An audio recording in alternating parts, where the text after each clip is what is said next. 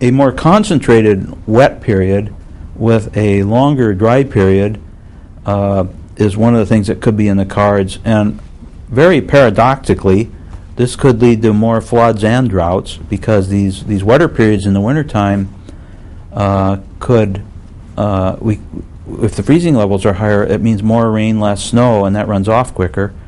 Right now, the Sierra get 20 to 25 storms a year that drop a moderate amount of precipitation, like about a foot of snow. It has to be about a foot for it's even worth talking about.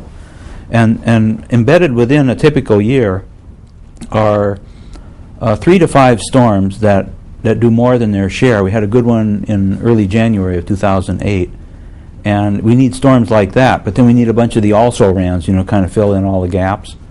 And if we get less of those storms, we basically have a drought. We got to wait all the way till next year before we're going to get another chance at getting them again.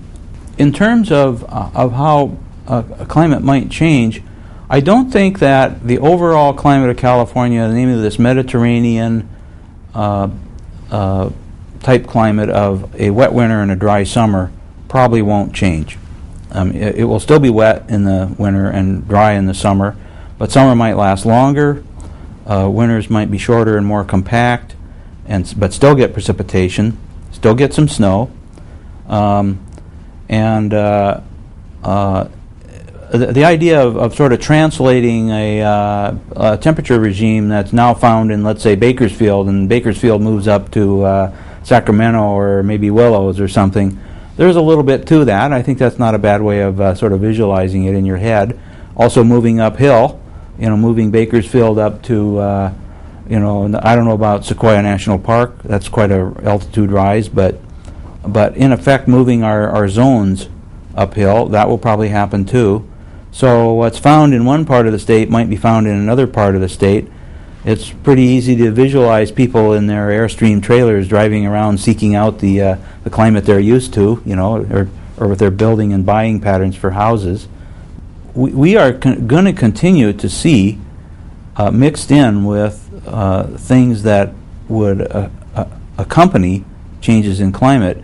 Mixed in with those things, we're going to see the same old stuff. We're going to see snowstorms, windstorms.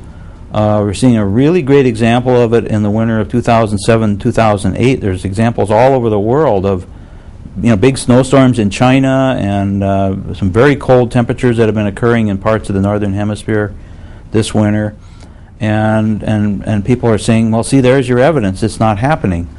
But I don't look at it quite that way, because I feel we are going to continue to see the cold spells and outbreaks and that we've seen in the past. It's just the frequency with which you see those things. The kinds of winters and other phenomena that we've seen in the past aren't going to go away necessarily. They're just going to shift in the frequency with which we see them, and we might see a few new things mixed in as well.